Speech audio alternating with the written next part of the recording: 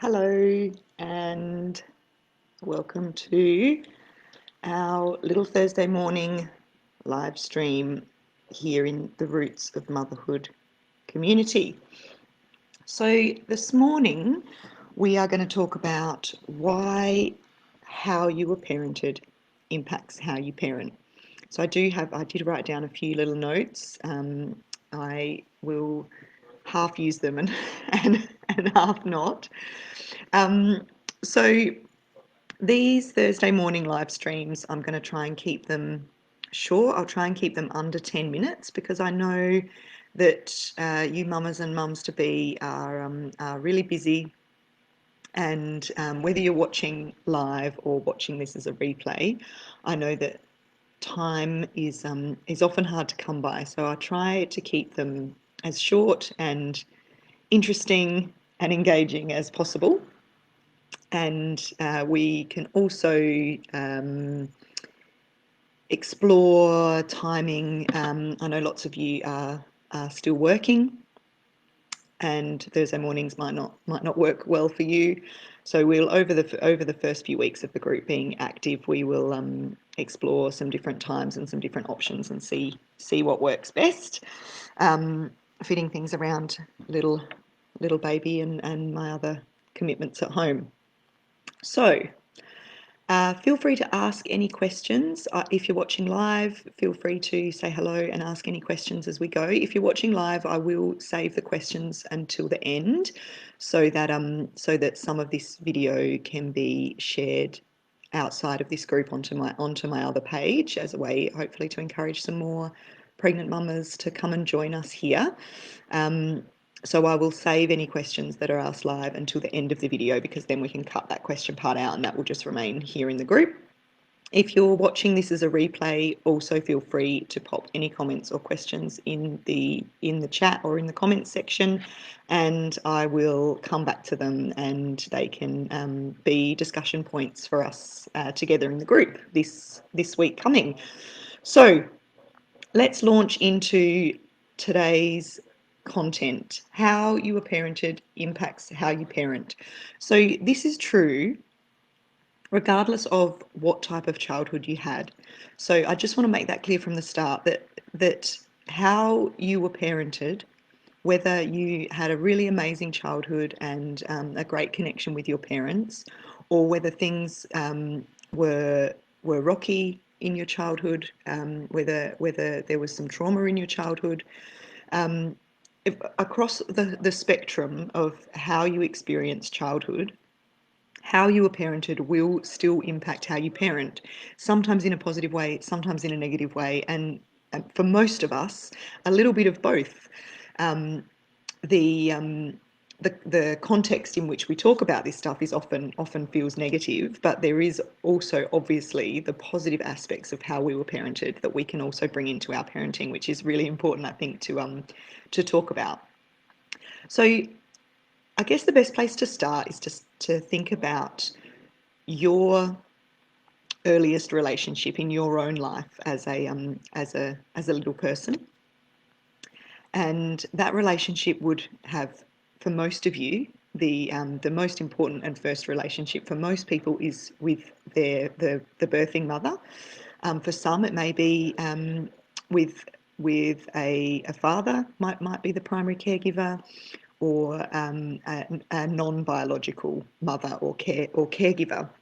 But for most of us, that earliest relationship is with our mother, and that earliest relationship that I want you to think about that you had shapes how you function in relationships throughout your life. So it's really important that early relationship, that early attachment, that early bond. So when we can explore our earliest relationship with our primary caregiver, then that means we can impact on our child's earliest relationship with their primary caregiver or their mother, which is you. So the greatest development of a child's brain happens in the first couple of years. We know that absolutely for sure.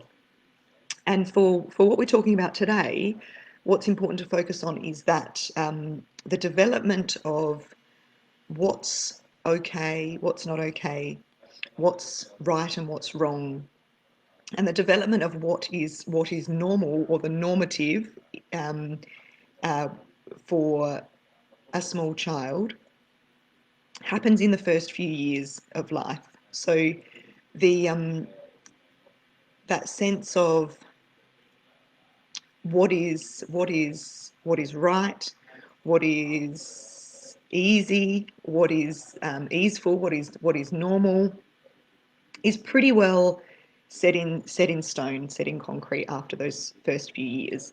And the big thing to think about is that the way that we do relationships, through that we function in relationships, that we perform in relationships, that we attach to others, that we bond with others throughout our life, is the norm of that. How we see that as being normal is the key to that is that relationship with our primary caregiver. So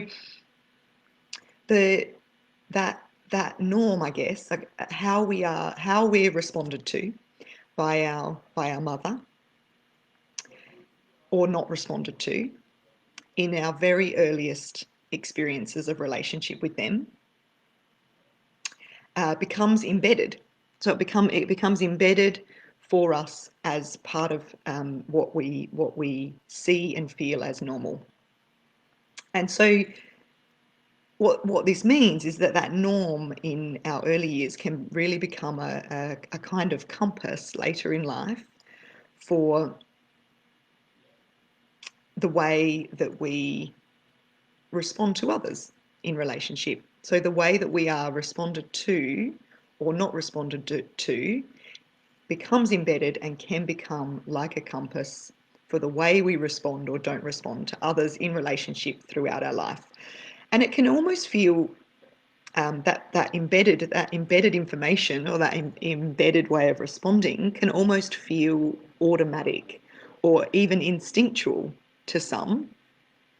When we think about tapping into our instincts, sometimes those instincts can have that overlay of that stuff that's embedded, even if it's not necessarily how we would like to perform in relationships, or how we would like to function in relationships.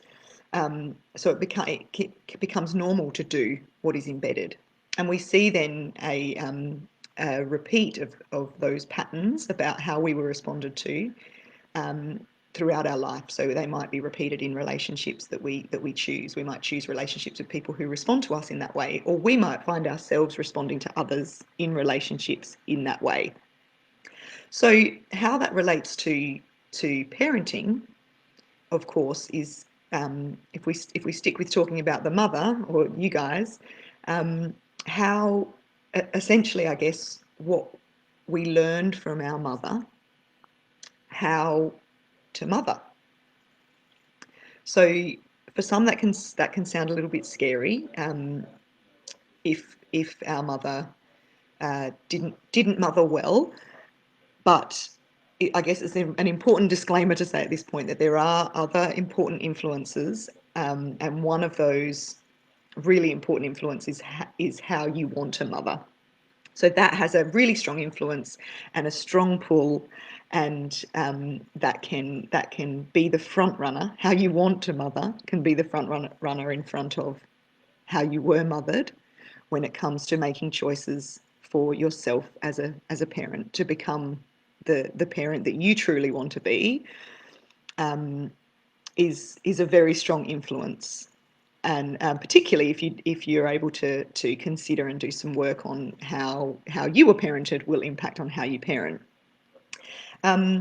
So when it comes to supporting others in our lives, so particularly our kids, but this also relates to our partners, and all of our relationships, so with our family and friends to a lesser degree, but predominantly our children, it can be a struggle. It can take a lot more work to respond to the needs of our children if those particular needs weren't responded to well for us when we were children.